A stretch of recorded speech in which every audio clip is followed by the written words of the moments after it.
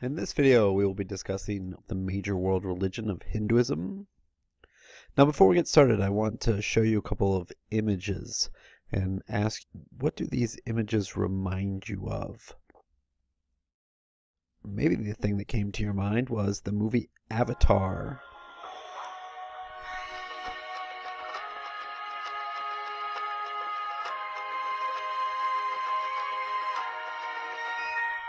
Now, the reason I start with this is because you may think that you know very little about Hinduism, but in fact, if you've seen the movie Avatar, chances are you actually know a fair amount about Hinduism.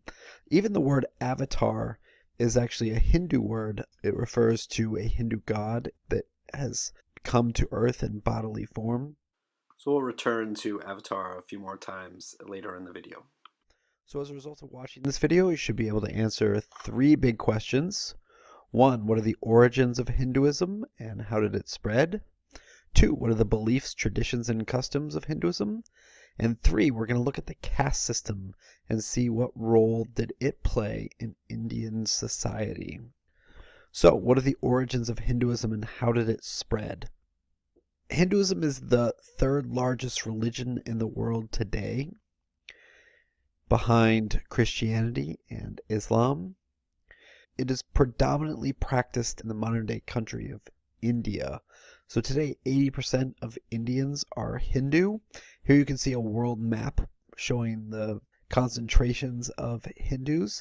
Notice here in South America you have a pocket of Hindus, and that is a result of, we'll talk about this in a later video, in the 19th and 20th century migration from India to Guyana. The reason why so many Indians live in Guyana is because they were both British colonies and many indentured servants would be sent from India to Guyana.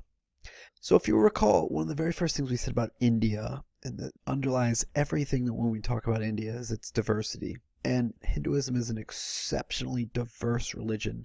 Hinduism is actually a term that was imposed upon the religion by the British, who were essentially trying to identify the various religious practices that were being performed by the Indian people.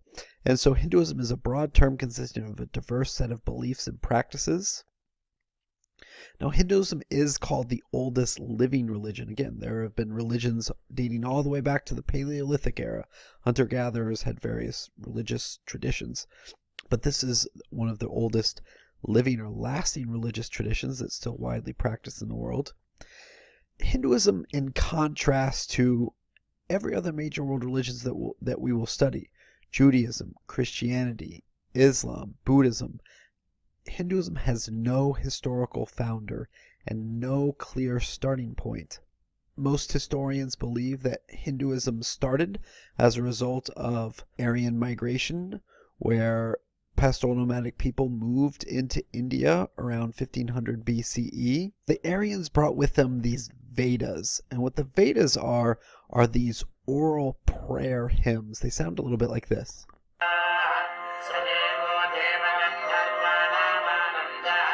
So these priests would perform these prayer hymns at the same time that they would light these sacred fires, and they were all part of these ritual practices that were performed by these Aryans. So these prayers became known as the Vedas, these oral prayer hymns that were maintained and performed exclusively by the Brahmins. And the Brahmins, as we'll find out later, are basically the upper tier of what will become Hindu society, but at the time was just known as the Vedic religions or the Vedic traditions. Now, in addition to the Vedas, they also were able to control these sacred fire rituals where they would engage in sacrifice of various animals. But criticism over time emerged because the Brahmins basically had exclusive power over the religion. They were the only ones who could perform the prayer hymns. They were the only ones that had control over these sacred fires. And so there was internal criticism. The religion over time evolved. And as a result, there's a number of holy texts that are associated with it. The Upanishads is one of those holy texts. There were also external criticisms, which eventually would lead to splits. For instance, as we'll study later, Buddhism evolved out of the Hindu tradition, and so too did Jainism. So as you watch this particular video clip, be focused on what happens to Hinduism, which will be shaded in the red color. Where does it start? How does it spread? And then eventually, how does that compare to Christianity, Islam, and Buddhism? So here we see the oldest religious tradition, Hinduism, starting in that region. What was the Indus River Valley civilization? Here you can see it spreading down into the Indian subcontinent. Abraham is born in Ur, founder of the religion of Judaism. Now, Hinduism is going to spread down into Southeast Asia. You can see Cambodia, Laos, Vietnam, Thailand. Buddha, around 600 BCE, is born in northern India. Buddhism is going to spread rapidly across India as a result of conversion by the Emperor Ashoka during the Mauryan Empire. Now, Jesus is crucified in the Roman Empire. Eventually, Christianity is going to spread across the Roman Empire. 600 CE, Muhammad is born in Mecca, spreads Islam across the Middle East, North Africa, Spain. Notice, Hinduism still in India, and those parts of Hinduism that were down in Southeast Asia are now being pushed out essentially by a religion that's the religion of Buddhism, which is now moving into Southeast Asia. So the video basically stops around 1000 CE, but this essentially would still be pretty close to what the map looks like today, with Hinduism sort of deeply rooted in the Indian subcontinent and really found nowhere else. Now, why? Why did Hinduism not spread, whereas other religions like Islam and Christianity and Buddhism spread very rapidly? Well, a couple reasons. One, Hinduism is not a missionary religion. The Hindus don't actively seek converts. You're essentially born into Hinduism in much the same way that you're born into the religion of Judaism, and there's far less conversion in those two religions. And now Hinduism spread was essentially limited to India and Southeast Asia, and many of the Hindu temples in Southeast Asia, for instance, this is Angkor Wat in modern-day Cambodia, and you can see it was at one point a Hindu temple. Eventually it gets converted into a Buddhist temple. So what are the beliefs, traditions, and customs of Hindus? When it comes to gods, Hindus worship multiple gods. There are said to be Millions of different gods that Hindus worship. Now, the three primary gods they worship are Brahma, who is the creator god, Vishnu, who is the preserver god, and Shiva, who's the destroyer god. All of these gods are connected to one universal energy force known as the Brahman, and this connects everyone and everything. So many Hindus believe that all the gods, all people, all everything are connected to this universal source of power called the Brahman. And don't get that confused with Brahma, the creator god. If you've seen the movie Avatar, this concept plays out in the movie. So here's two quotes. There is a network of energy that flows through all living things. There is a presence infinite and everywhere. That first quote is from the movie Avatar, where those avatars are able to plug into that universal energy source. And then there is a presence infinite and everywhere is from the Upanishads. It's a Hindu holy text describing this concept of Brahman. So if you have seen the movie, again, this can help you understand that notion of the universal energy force. The closest thing to it in another tradition is probably the Tao or the Way in Taoism. It's this belief in this universal energy. Now, this begs the question, are Hindus monotheist or polytheist? And there's really no answer to this question. Certainly they do worship multiple gods, but they believe that all those gods are part of one universal energy source, and therefore there's no real answer to this question. Now, in terms of Hindu beliefs, Hindus believe in reincarnation, something they refer to as samsara. Now, how reincarnation works is we're going to need a soul. Let's pick the godfather of soul, James Brown. So James Brown lived his life. James Brown, God rest his soul, died. And at death, what Hindus believe is that the soul then is reborn into another physical form. And so reincarnation, this continuous cycle in which the soul, and the name for the soul, what they refer to as the Atman, is then reborn over and over again into other physical forms. Now, at death, Hindus believe the soul is carried into a new physical body, which can be human. It can be a non-human form. For instance, they believe that certain animals possess Atman.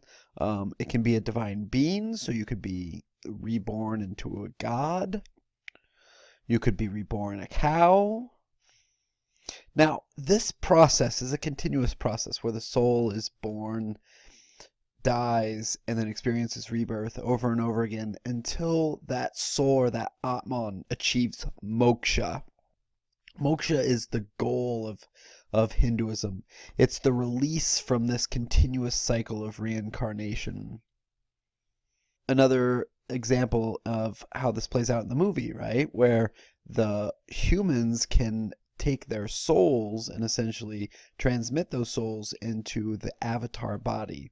So one life ends, another begins is from the movie Avatar. It's Jake Sully.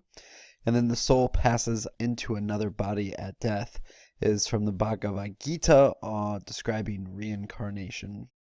Hindus also believe in karma, and karma is what every action has a reaction either immediately or some point in the future. Another way to think about karma is what goes around comes around. So if you engage in good or virtuous actions, you will receive good or virtuous responses either during your lifetime or in future lifetimes. Your Atman or your soul will receive good responses. Now, if you perform bad actions during your lifetime and you get bad karma, your soul, your Atman, will then have bad responses at some point in the future. So karma operates not only in the present lifetime, but also across future lifetimes after rebirth, and it can also play a factor in determining the station in life to which you are reborn. So to get good karma, you have to fulfill your dharma or your duty, your role in the caste system. And so this is a great example of how religion intersects with social status, social hierarchy. And so in the next video, we will get deeper on what exactly this caste system is all about. So after watching this video, you should be able to answer these two big questions. What are the origins of Hinduism and how did it spread? And what are the beliefs, traditions, and customs of Hinduism? Thanks for watching.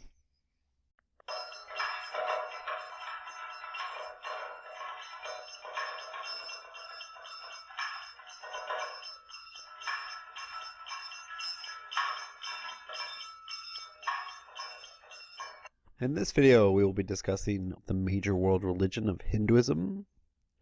Now, before we get started, I want to show you a couple of images and ask, what do these images remind you of?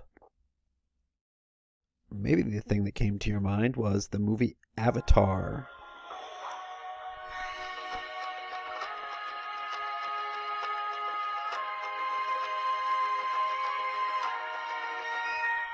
Now, the reason I start with this is because you may think that you know very little about Hinduism, but in fact, if you've seen the movie Avatar, it is predominantly practiced in the modern-day country of India.